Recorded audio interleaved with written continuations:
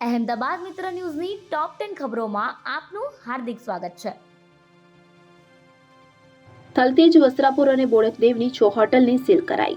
દિલ્હીના હોટલમાં આગની ઘટના બાદ અમદાવાદ ફાયર બ્રિગેડ દ્વારા શહેરના વિવિધ વિસ્તારોમાં આવેલી હોટલ અને બિલ્ડિંગોમાં ચેકિંગ હાથ ધર્યું હતું, જેમાં ફાયરના નિયમોનું પાલન ન થતા નોટિસ આપવામાં આવી હતી. 7 દિવસમાં ફાયરના નિયમોનું યોગ્ય રીતે પાલન કરવા અંગેની નોટિસની સમય મર્યાદા પૂર્ણ થઈ જતા ફાયર વિભાગ અને એસ્ટેટ વિભાગ દ્વારા થલતેજ, વસ્ત્રાપુર અને બોડકદેવની 6 હોટલોને સીલ કરવામાં આવી છે.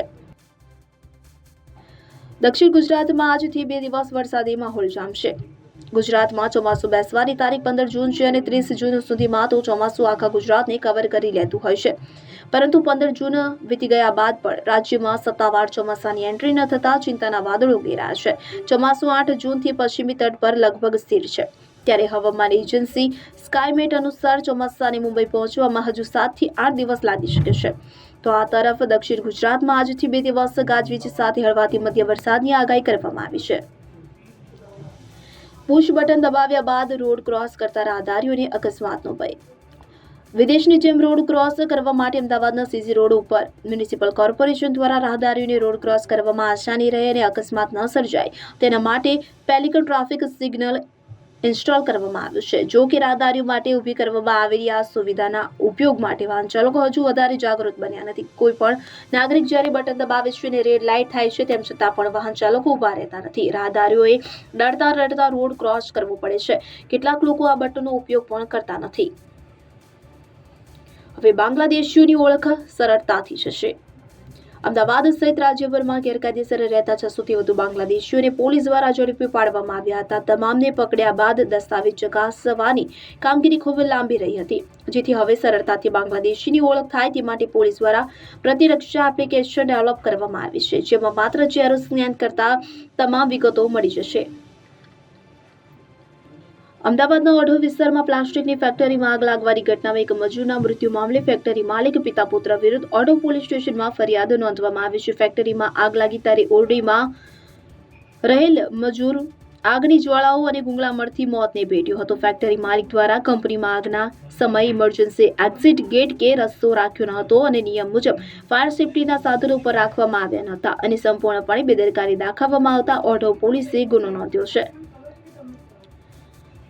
મ્યુલ એકાઉન્ટમાં 99.39 લાખના ટ્રાન્ઝેક્શન થયા.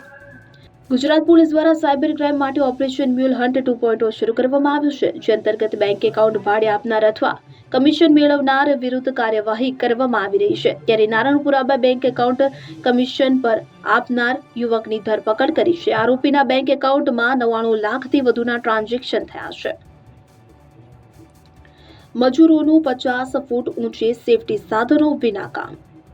અમદાવાદના વાડજ વિસ્તારમાં નિર્માણાધીન ફ્લાયઓવર બ્રિજની કામગીરીમાં કોન્ટ્રાક્ટરની બેદરકારી સામે આવી છે. બ્રિજ બનાવવાની કામગીરી દરમિયાન મજૂરોના સેફટી માટેની કોઈ વ્યવસ્થા કરવામાં આવી નથી.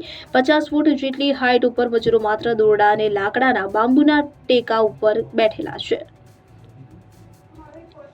ખેડૂતો બાદ શિક્ષકોનું પણ રાજ્યભરમાં આંદોલન.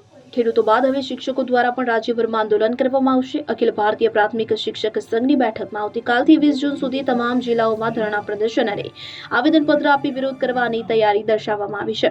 શિક્ષક સંઘ અને શૈક્ષિક સંઘ બંને પોતપોતાની રીતે કાર્યક્રમો યોજવાના છે. સુપ્રીમ કોર્ટે તમામ શિક્ષકો માટે ટેટ પરીક્ષા પાસ કરવી ફરજિયાત કરી છે, જેથી સુપ્રીમ કોર્ટ સામે બાયો ચડાવીને વિરોધ પ્રદર્શન કરીને 2010 પહેલાના શિક્ષકોને ટેટમાંથી મુક્તિ આપવા માટે આંદોલન કરવામાં આવશે.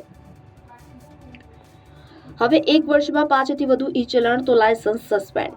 ટ્રાફિક નિયમોનું ઉલ્લંઘન કરનાર વાહન ચાલકો માટે હવે વધુ કડક નિયમો અમલમાં આવ્યા છે. નવા નિયમો મુજબ 1 જ વર્ષમાં 5 કે તેથી વધુ વખત ઈ ચલણ મેળવનાર વાહન ચાલકોનું ડ્રાઇવિંગ લાયસન્સ તાત્કાલિક ધોરણે સસ્પેન્ડ કરવામાં આવશે. આ ઉપરાંત વાહન ચાલકો સમયસર દંડ નહીં ભરે તો વાહન પોર્ટલ પર વાહન બ્લોક થશે.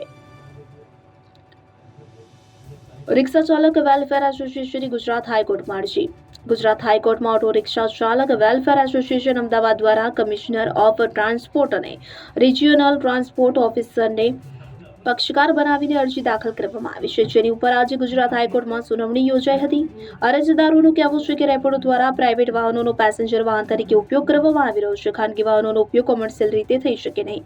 અગાઉ તેમની રજૂઆત ઉપર 1 મહિનો રેપિડોનું લાયસન્સ સસ્પેન્ડ કરવામાં આવ્યું હતું, પરંતુ ત્યારબાદ કોઈ પણ પ્રકારના પગલાં લેવામાં આવી રહ્યા નથી અને વર્તમાનમાં રેપિડો ચાલી રહ્યું છે. અહેમદાબાદ મિત્ર ન્યૂઝની યુટ્યુબ ચેનલને સબસ્ક્રાઇબ કરો અને બેલ આઇકન જરૂરથી દબાવો જેથી મહત્ત્વના સમાચાર આપના સુધી જલ્દીથી પહોંચે.